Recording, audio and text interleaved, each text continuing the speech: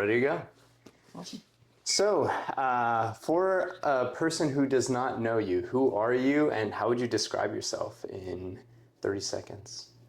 I'm a 3D animator and illustrator. So I've been working since the early 2000s and working in primarily animation for film and TV, but a little bit of games as well. Okay. So I do a lot of primarily character animation. Yeah, and what is your name? Oh, sorry.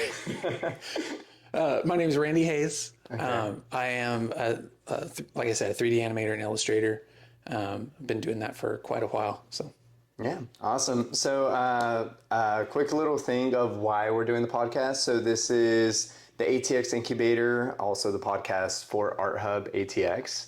And Randy is currently renting out one of our studios here.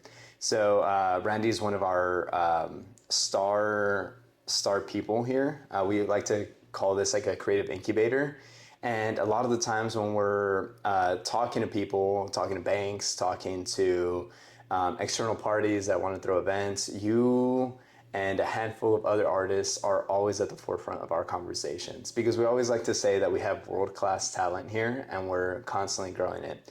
And we like to live under the idea that iron sharpens iron. So it's super great to have you here. Thank you so much for coming on. And sure. I'm excited to talk a little bit about your work. So I love seeing your studio, because every single time you walk in, it's just like a wall of like your resume.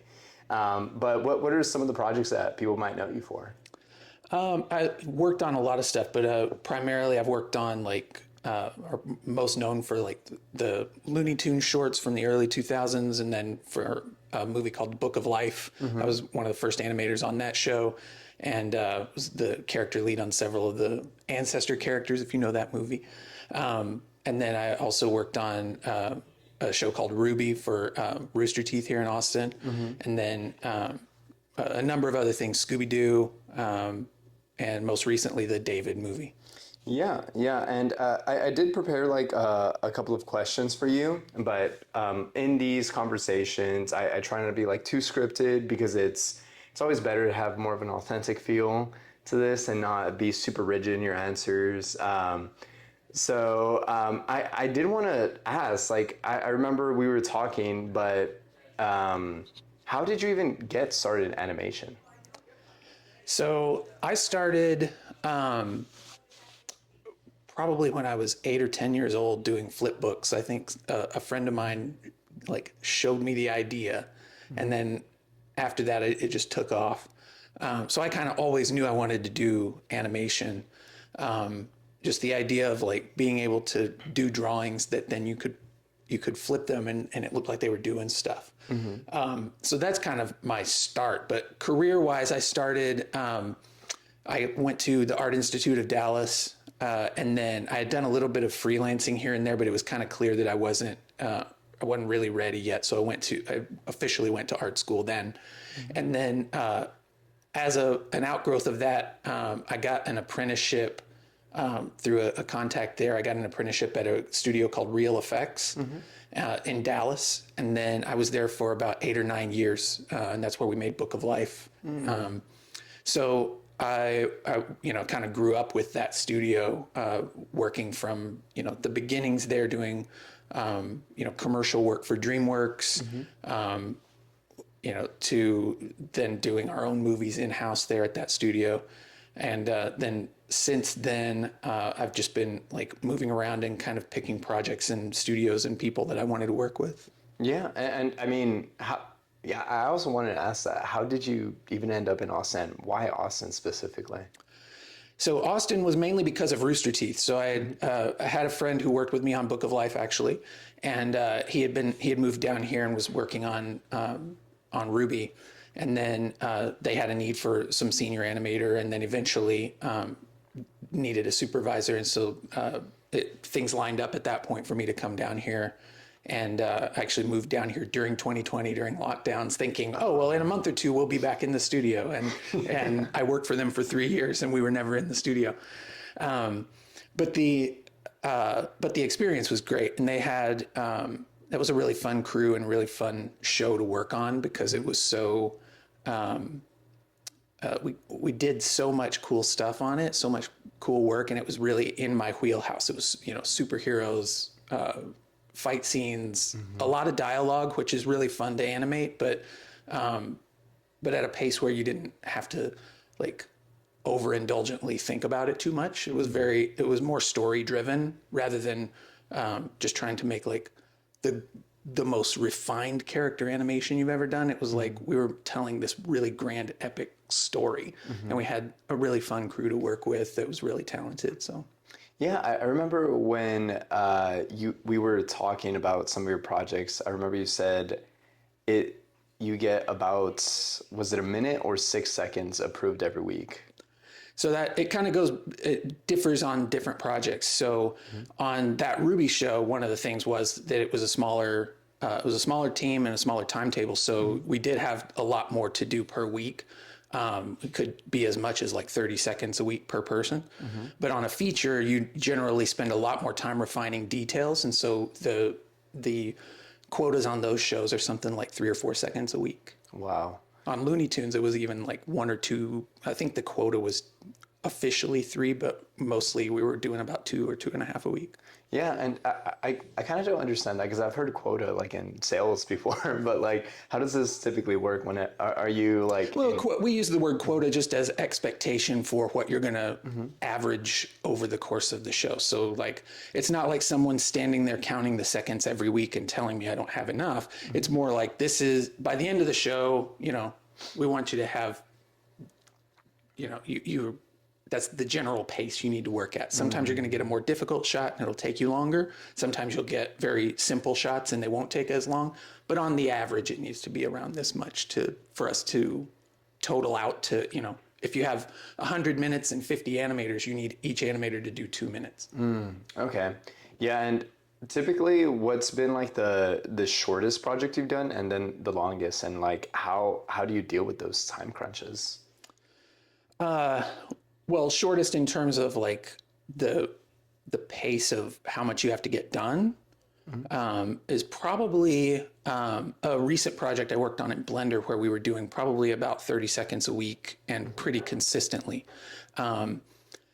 The advantage of that show was the style was really forgiving. The characters were very simple, so it was easier to do that much. Like I said, the shortest, or it was probably that. The longest was probably the Looney Tunes project, or maybe even some of the other features like David. Yeah, and I'm not really well versed in the animations, but can you kind of walk me through like a simple day in your life? Like, are you just like opening up your computer and doing like a bunch of sketches? Do you have to repeat those sketches over and over again? What does like an average day, like starting on a new project, typically look like for you? Well, an average day and starting on a project might be a distinction worth making, but starting with the average day would be something like opening up your software package, either Blender or Maya in my case, and you'll usually get from your production or from your supervisor the next scenes that you're going to work on. You'll usually know them fairly well in advance, a few weeks in advance. And then, so you have time to kind of think about them. As you're starting a new scene, part of your job will be to either film reference or otherwise find a way to sketch out or communicate your planning to the director. So the first thing you want to do is get your plan bought off on by the director. So the director has already approved like the storyboard, which is like a comic strip, where the camera's going to be basically. They've approved that and given you that. They've approved the layout, which is another refinement of that. And then what you start with as the animator is how do the characters perform that scene? So just like an actor would, you would talk with the director about your approach and what you feel like is motivating the character, where they're coming from in the story and where they're going in the story, so you know how to perform this scene in this moment. And usually we'll get a little discussion like that. But then there's so many ways to interpret that still that you want to show kind of a planning pass. then your so that'll either be you know, a lot of stuff that I've shared online is like my video reference for David. So I would take the camera angle that they gave me, and then I'd superimpose my video of me performing the scene on that, so they could kind of see it in the environment, what it's going to look like, where I'm going to put my characters in the frame, and all that kind of stuff, keeping those Yeah. prior notes. I think we actually saw like a clip of that on our Instagram, right? It was like it was where you put on like multiple accents. You had like the different characters. Do you voice some of the characters as well? I don't actually do voice work. Usually what we're doing in the video reference is lip syncing to the audio that they give us. So the actual voice actors are recorded first, and then they'll cut together the story reel or the storyboard, and everybody kind of works from that voice track. So I get the voice very early on, but that's what the video reference does, is it helps refine like how you visually interpret that audio. So it's kind of it's like I do the visual part of the acting, and it's driven by the voice actor. Yeah. So like the voice actor is almost like the source, and then your creativity really comes in like how you're putting it all together. Yeah, it's more figuring out like when a character is looking in a particular place on screen while saying certain words, what feeling does that create for you? Does that create the feeling that, you know, if I've turned my body one way, but I'm looking another way, a lot of times that gives you the sense of some kind of duplicity, where somebody's saying something they don't mean, or meaning something they aren't saying, right? But by the same token, if I'm sitting here like this with you, I'm open to you, and I'm talking to you, and it reads as genuine, right? Because I mean, in this case, it is. But but in a movie, when you set up characters like that, you think about things like that. Where is he looking? Why is he looking there? You know, it's important to figure out why. You know, when does he look at the other person, and when does he look away and break eye contact? What's motivating that? Is he motivated because he's listening? And, you know, a lot of times if I'm looking away from you over here, I'm thinking about my answer. I'm trying to formulate it, right? If I'm trying to remember names and dates and places from the past, I'm probably looking up here. In general, that's kind of at least in Western culture, we read from left to right. So the past is over here and the future is over here. So something we're thinking about and figuring out will be kind of ahead of where we are a little bit. So thinking about all that kind of stuff when you're doing a performance is really important, because it gives the audience those underlying subtleties that they'd never verbalize. The character isn't verbalizing them, but it helps you understand the reality of the character. And yeah, because like I'm like, as you're saying this, I'm starting to like picture like all the orientations that you have for these different types of characters, like some of the mannerisms, like the communication styles and things of the sorts. I'm trying to like almost like figure out how your brain works, like because I'm sensing like you have to take into consideration like facial cues like within like your characters, also like the tonality of the voice actor, all simultaneously like thinking about like the situation, orientation, who they're talking to. Do you like how does this typically work in your head? Is it just like from there, do you just get like a blank piece of paper and then just like jot like your general thoughts and then like do like some planning, or do you just kind of go for it? What's like a typical? So it kind of varies between the different styles. So if I'm doing something like Looney Tunes, I would probably do some sketching, because you want to get, you know, those characters are really funny because the drawings are funny. And so you want to make sure that where you're headed is going to work. And those characters are really difficult to pose in the technical process of animating. So you want the more intuitive process of sketching to kind of define what you're really aiming at. So you're doing as little searching for it in 3D as you can. But then for a more complicated show or a more human scale show like David, it's really a lot of intuition, a lot of like practice, and then trying to put yourself mentally in the place of that character to be able to understand what they're going for and what their motivations are in the scene. So when they're having a discussion with one character or another, it's going to play differently. And some of that, when I say intuition, it really is just kind of your personal taste or your interpretation of the scene, as best you can relate it to something in your life, right? But a lot of it comes from having to understand how other people operate too, because you're not always going to have an experience in your life that maps perfectly onto what they're doing. You kind of have to composite them.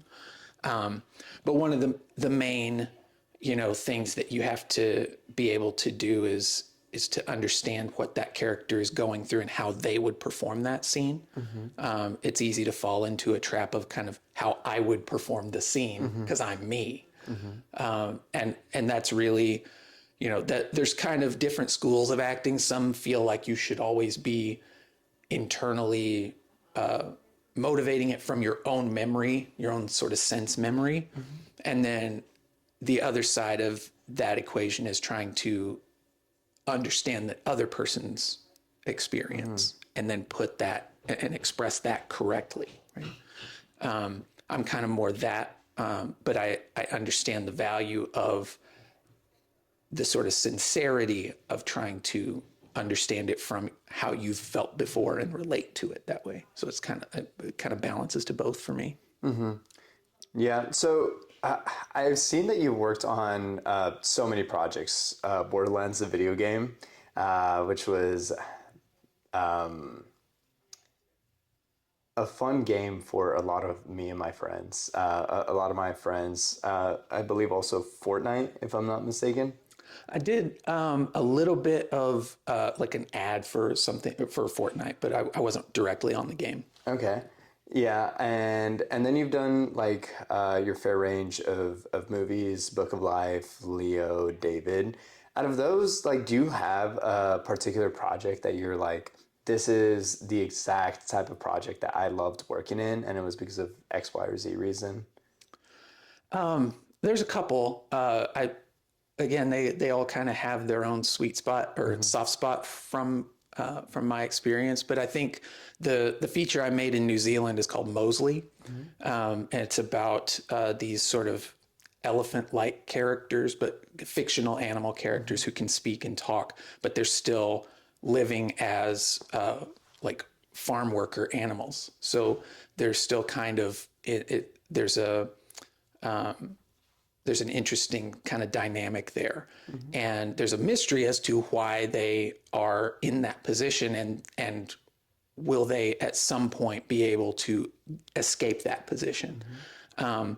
And the director on that is a friend of mine now and was an acquaintance before we made the movie, but his name's Kirby Atkins. He was a director on the original Jimmy Neutron animated series from Nickelodeon. And but he worked on this film in his own off time for about I don't know 13 or 14 years before we were making it. He started I believe he started storyboarding it and writing it when his daughter was about 6, and by the time I was animating on it, she was off at university. So it took a long time to get going. And you can see these projects take a lot of time. If I'm doing 3 or 4 seconds a week, and he's having to, write and animate or write and do the storyboard for the whole movie and do voices. And it's a really personal project for him and his family because his daughter does one of the voices as well. But they also got people like Lucy Lawless from Xena, John Rhys Davies, Rhys Darby do voices in it. So it has, legitimate, talent, like names associated with it. But it was one of those movies that kind of came out in a whisper. But it's online. You can find it and check it out. Yeah, that's awesome. And speaking of elephants, what do you think of the big elephant in the room coming to the industry? AI. I That's a broad question. So I think one of the things that's tempting to do with AI is to sort of prognosticate about the the distant future of, or not distant, but ultimate future of, well, will it take all the jobs? Mm-hmm. Will it be the end of everything? Mm-hmm. And the reality is that whatever happens and however fast it happens with AI, Mm-hmm. we're all going to get up on the next Monday morning and have to figure out what to do, right? So the best thing that I'm kind of working toward in my way of approaching that is what, if AI took all the animation jobs, would I still animate? Well, yeah, because I kind of can't stop. Right, I'm kind of addicted to it. When I get tired at work, I start, man, I'm so tired of this. I want to get off the computer. I want to go home and do. And then I think about what I'd want to do when I get home, and it's like, well, I want to animate that other thing that I've got in the back of my head that I. Yeah. So there's always going to be that's going to always play a part in my life is some kind of artistic pursuit, whether that is traditional media or digital media, whether I've done puppetry and I've done all stop motion and hand drawn animation and all of those things because I'm a maker and makers make stuff. So when you are, my advice to young artists, if you are daunted by the AI threat, as a lot of people see it, what I would say is just understand that if you can either kind of flail or it's fight or flight in a way, right? You can continue to do what you love doing and find a way to make a living at it or find a way to incorporate it into your life, whether you make a living at it or not. But AI existing doesn't stop you from that.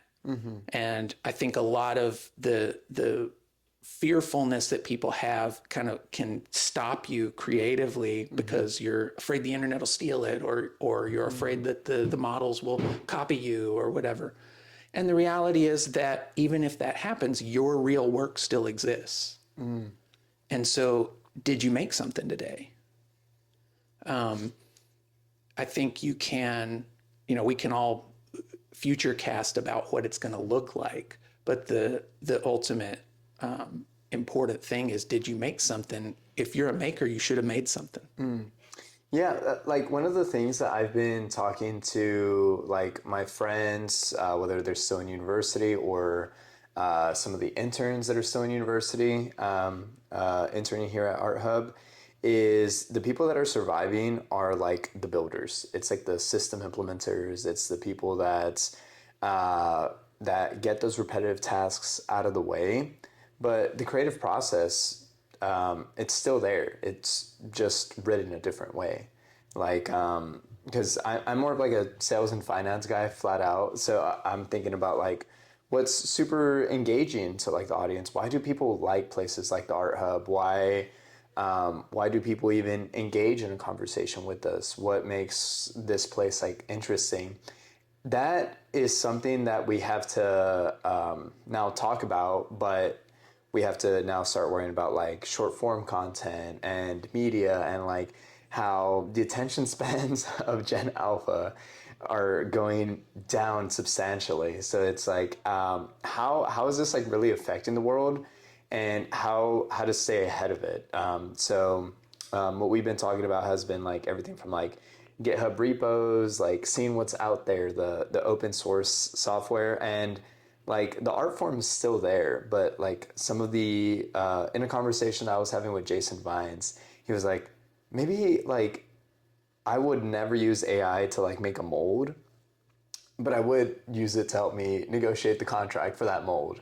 And I would maybe have it do my accounting for me or something of the sort. Like things tied to the business that you have to do because you have to put your big boy pants on and run the business itself. But the creativity is like still there. So it is really interesting to see animation, because like right now I'm starting to see like all these AI generated videos, and like within an animator, like just from you talking, there is so many workflows.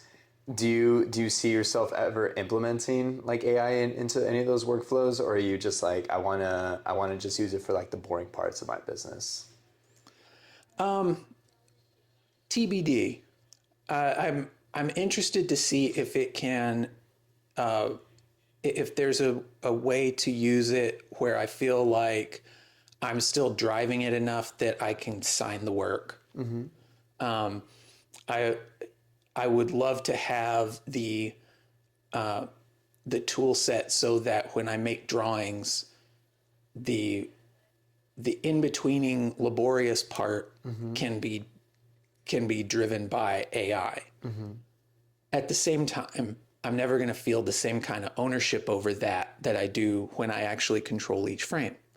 So the difficulty for me is in finding a way to still get what I like out of the process, because as an artist, the process is itself the fun of it, right? The result is nice. It's nice to go to the red carpet premiere of your movie, but you wouldn't spend a year on it if you didn't love the work, right? And so, trying to figure out how much of that work is me, and how much of that work is the tool, and the tool just being an assistant, is kind of different.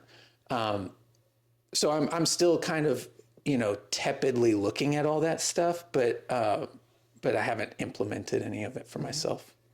Yeah, yeah. I mean, it's changing quite fast. I think we've seen it within all the arts. We've seen it in like advertising. It's a very fast moving world, and like you said, it's very easy to just get inundated, almost like overwhelmed by it. But what's like the next two steps? It's like, did you build something today? Were you starting to grow that vision a little bit more than just what's like that big looming beast? So I did want to touch briefly on David, and I know there's like some things that you can and can't say, but I do love that it was a biblical film, and a lot of like news articles are calling it the largest biblical film in animation history, and that's almost like a huge badge to wear. Like, what are you thinking about, like whenever you have like these accolades like in your wall or just like behind you? It's kind of interesting because that's something like, I want to say my 10th movie or something like that. So for me, David was, I grew up on Bible story videos and stuff like that from a really young age. Bible recap? Sorry? Bible recap by any chance? No, I didn't Okay, have that. those are No. like the Bible videos. Okay, that's your generations of Bible videos. So I grew up on like the Hanna-Barbera ones from the 80s and Superbook, the original Superbook. So when I was growing up, that was kind of what was around. This was pre-VeggieTales, if you've ever heard of VeggieTales. Oh yeah, I have heard of it. So we had like OG Bible cartoons. So David, for me, was a huge deal. Prince of Egypt came out when I was a teenager, and that kind of was what cemented an aspect of doing feature animation for me. So when I saw that David was happening, I was like, okay, I got to go try and get on this project. A lot of my work I get from just recommendations and people I've worked with before. But with David, I didn't know anybody directly on that project, so I had to go actually kind of earn it, or at least reach out and show them my reel and make sure they knew I was serious. And but I did eventually get on. I worked with them on some of the shorts they were using to kind of prepare the pipeline for the movie, and then I worked on the movie, and for about a year and a half. So it was kind of a cool experience overall. But in terms of accolades, it's been kind of interesting because the movie kind of got two rollouts. It got the rollout in theaters, and it did all right in theaters. It did well, but the real rollout was when it came on Netflix. Mm-hmm. And once it was on Netflix, now everybody's like, "Oh, we saw it! We finally saw it! We saw it! We saw it! Finally saw it!" So it's been kind of nice getting that second little wave of appreciation for something you worked so long on. Yeah, and I kind of want to delve a little bit more into that. Like it sounds like you did the reach outs. What did that look like? Was it like LinkedIn messaging? Literally LinkedIn messages, yeah, yeah. Just digging in. They had done a sizzle piece through Angel Studios, and so I had seen kind of the style they were going for. I knew I could work in that style, and they were. I believe at one point they finally did. I reached out to them before that, or I reached out to them when I saw the sizzle piece, but that was before they were hiring, and didn't, make I didn't get any waves from that. But once they actually posted an opening, I sent them my demo and got in. So yeah, that's awesome. And I want to know, like, was there like just like how many people did you reach out to? Was there any people that didn't answer? Where you were like demotivated, or were you just like, hey, I've done this so many times before that it's like the back of my hand? It went pretty smoothly. I've been really fortunate in my career to have some long tenures at enough studios, and also enough studios that I've worked with where if I don't know somebody directly there, I know somebody that knows somebody. And animation is still a pretty small industry, despite having, I couldn't even tell you how many jobs there are in animation, because it's not like an organized thing. But, when, even when I started, there were probably something like, 2,000 animator jobs in North America, US and Canada kind of world. Obviously more overseas in various places, but probably about 2,000 jobs at that time. And I think it's got to be more like 4,000 or 5,000 now. Digital and the amount of VFX work that's out there now has exploded the industry. But at the same time, I've already forgotten your question. So what was the point you were making? Did you struggle to like reach out to those people? Yeah. No, in this case, it was actually pretty simple. I don't remember there being a long process. It was more just being able to get the right person. I think I did email or LinkedIn message a couple of people, but the main people that were in charge of the studio and hiring and making those decisions were fairly visible on LinkedIn. And also, it just the nice thing about being an animator is that it's a little bit different from a lot of corporate jobs in that when you're applying as an animator, you're showing the work you do, right? You show a demo reel, and between your demo reel and your resume, your project listings, or the studios you've worked for, they're going to know somebody that if they have any questions about you, they could ask about. And by the time you get an interview, they already like your work, because they won't call you if they don't like your work, right? They've seen your work. They know what you're capable of doing. You've shown them your best work. So when you're applying in animation, it's much more meritocratic than a lot of corporate jobs can be. Because in corporate jobs, you're looking at a resume and that's it. Maybe you have a photo from their LinkedIn or something, but you don't necessarily know if you like the person. You don't necessarily know, it's easy to lie on a resume, right? But in animation, if you lied about a studio you worked for, they're going to know. Yeah. Right? There's no way you can fake that. And so you're going to have it's a much more straightforward process than I think a lot of people have in sort of the corporate world, because it's much more, corporate world is much more based on where you are in the stack of resumes they got. And are you at the top enough to get noticed? Whereas unless you're applying to somewhere large like Disney, where they get 300 applicants for just like looking at their LinkedIn. Unless it's a company that large, they're going to know who applied, and they're going to know how senior you are, and they're going to sort and hire based on who's most senior. Okay. And what would you recommend to someone just starting out in this industry? Like, do you see any like trends that they could hop on, or things that you're like, dang, I really wish I had that whenever I was first starting? I don't know about trends exactly. I think the best thing you can do is build your network. And that means, that for some people, that's going to mean being very visible on social media. For some people, that's going to mean being very active on LinkedIn. But when I say active, I don't mean just adding everyone you know. I mean adding people and communicating with them, and like, even people like me. I notice when a younger person messages me and is serious and professional versus the people who just click add and hope I'll notice, right? So there's a networking aspect of animation that's really important, because, like I said, almost all my jobs I've gotten because I knew somebody and I could reach out to them, or they reached out to me because they knew I'm capable and they like working with me.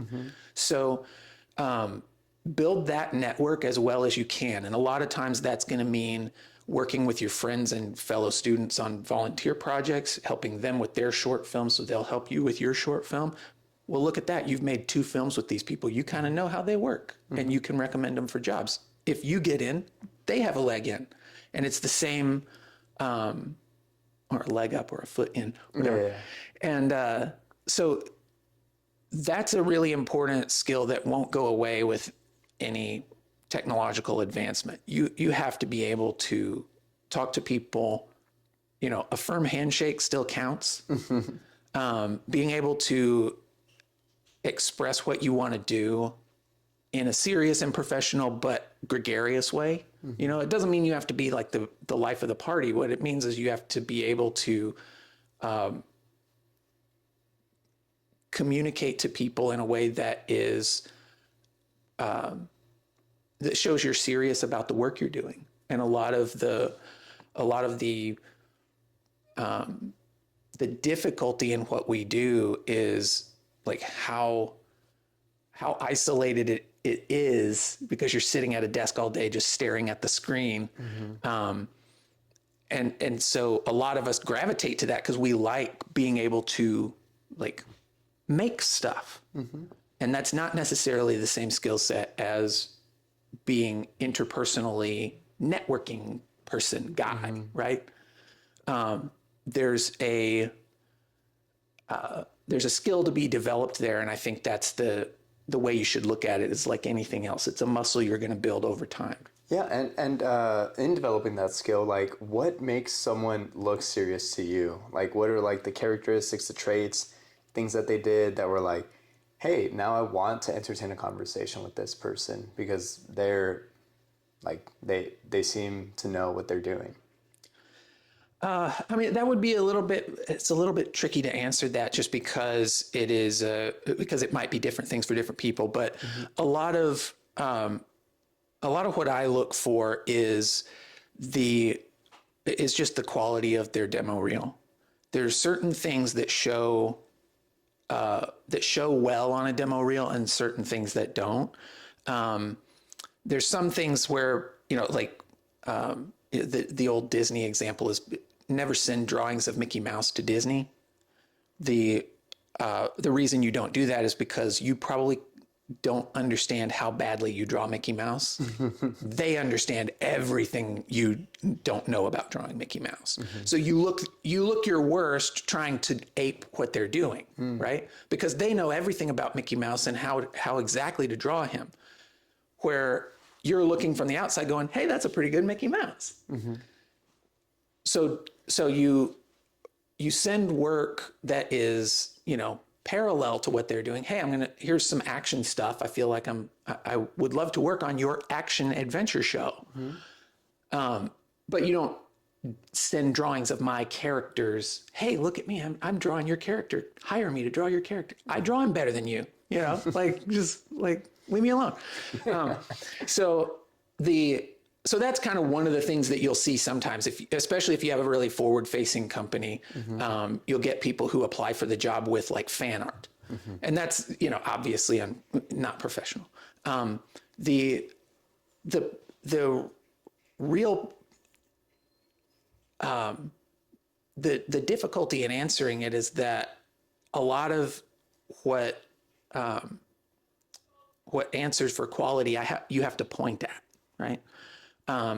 One of the things that I always, maybe a better way of angling this would be like, there's a lot of people who will look at an animation reel and sort of dismiss it because it's unpolished. And by that, there's a lot of things we mean when an animator says it's unpolished, but basically it means that movements are kind of sticky or kind of noisy. If you just looked at them visually, they're not almost like claymation versus like a smooth. Some of that, some other just technical things that we see that the average person doesn't notice, but we see them and it makes you look less professional. But it also really just makes you look less seasoned. One of the things I look for in a junior artist, in someone starting out, is, are their ideas interesting? A lot of junior animators will come out of an animation school and all their reels will look the same.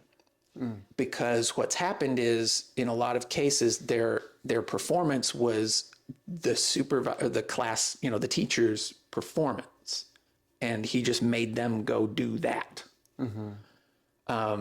Or their idea was not that original and they just made it look really polished. What I want to see is, does this person have entertaining ideas? I can tell them how to polish. That's the whole job of being a supervisor, is making sure the work is polished. That's my job. So when I see a junior artist whose work is not polished, I don't necessarily reject them over that.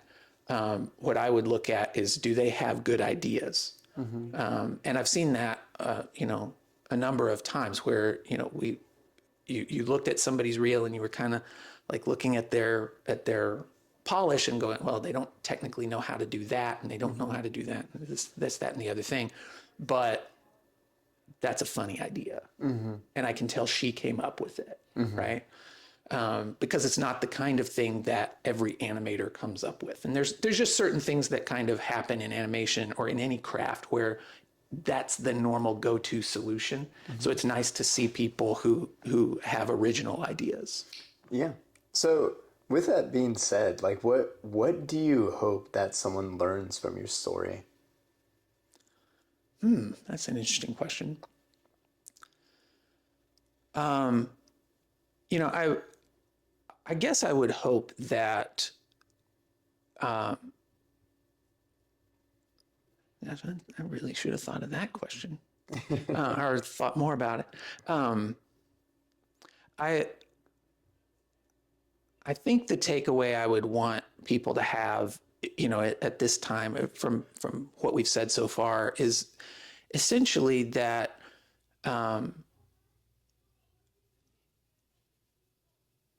if you are motivated and interested in something, in some craft, you should pursue that interest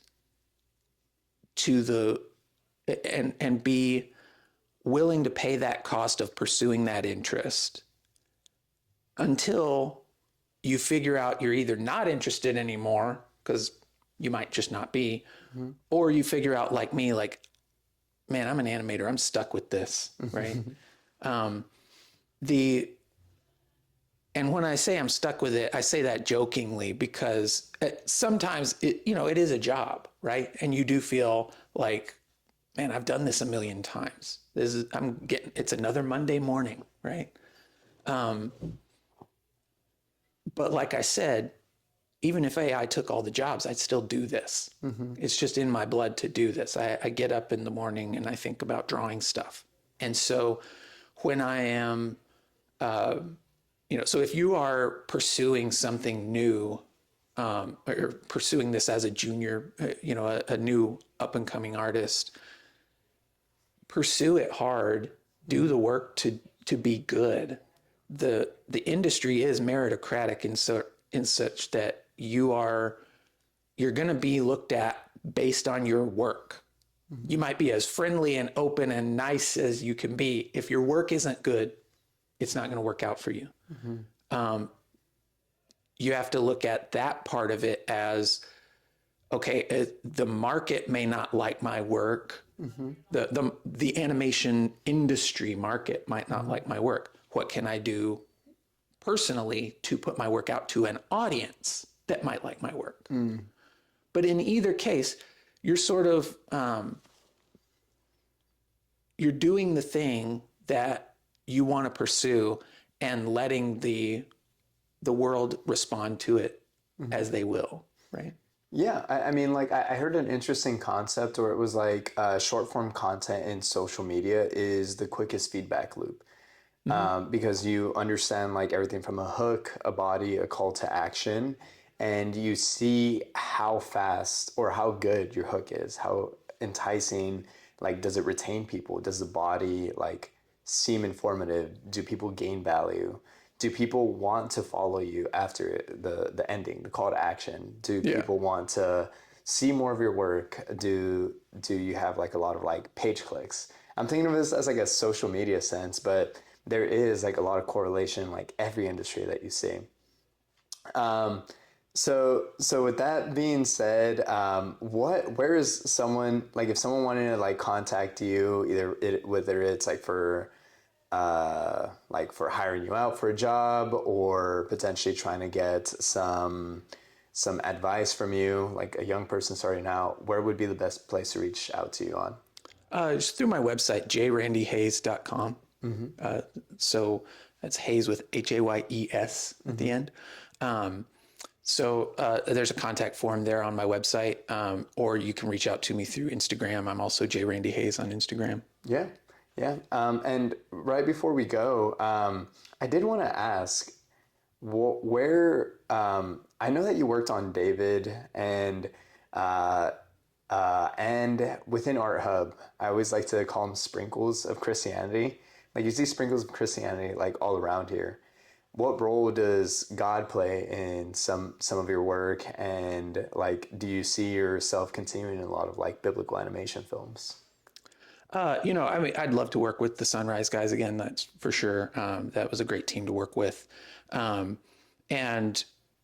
as far as what films I'll work on, like show me what you're working on. I'm happy to consider it. Like I said, I grew up on Bible cartoons, so making Bible cartoons is certainly in the cards. I'm working on a faith-based series right now. It's not strictly a Bible-based series, but it has faith elements. And then, as far as like, what does that look like in my work? It's that I really try to do the best I can to, let's see, how would I put that? What's the best way to put that? I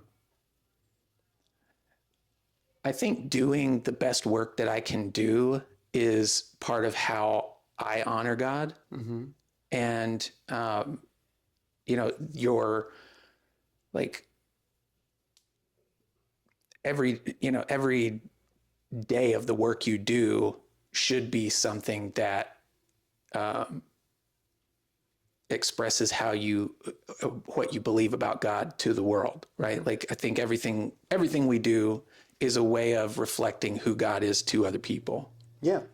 So I heard this interesting saying, which was the shoemaker does not embody God by stitching little crosses on the shoe every single chance he gets, but it's almost by making the best shoe he can make. It's by utilizing the skill that God gave him and like showing the beauty of his work and like praising God at the end of it all.